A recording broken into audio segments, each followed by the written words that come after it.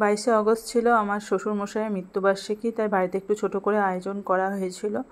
এখানে মাম্মাম দাদুর ছবিতে মালা ঠালা পরিয়ে দেওয়ার পর দাদুকে প্রণাম করছিল। আর ও দাদুকে খুবই ভালোবাসতো, কারণ দাদুর সাথে ও ছোটোবেলার বেশিরভাগ সময়টা কাটিয়েছে। দাদুর সাথে খেলাধুলা করা, গল্প করা, দাদুই ছিল ওর সারাদিনের সঙ্গী। দাদুর সাথে ওর ছোটোবেলার সব সারাদিনই বলতে গেলে দাদুর সাথেই ও কাটতো। খেলার সঙ্গী ছিল ওর কাছে দাদু। দাদুর সাথে বাইরে যাওয়া, বাজারে যাওয়া, সমস্ত কিছুই ওর বলতে গেলে দাদুই ছিল। তাই মাম্মাম দাদুকে খুবই মিস করে, কারণ দাদুকে খুবই ভালোবাসতো।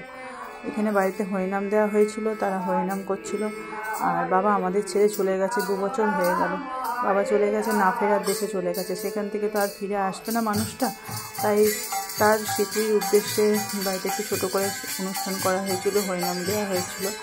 আর বাবা যেখানেই থাকে যেন সেখানে ভালো থাকে, আমাদেরকে যেন আশীর্বাদ করে যেন আমরা ভালোভাবে সারা জীবনটা কাটাতে পারি। আর আমার মেয়েটাকেও আশীর্বাদ করে যেন আমার মেয়েটাও মানুষের মতো মানুষ হতে পারে। আর যারা হরিনাম করছে তাদের জন্য একটু বাড়িতে ছোটো করে আয়োজন করা হয়েছিল।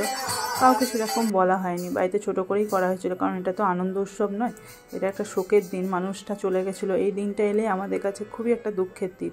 খুব কষ্ট হয়, কারোর সাথে কী বলবো বলুন, খুবই কষ্টের দিন। কারণ সেই মানুষটা আমাদের ছেড়ে চলে গেছিলো।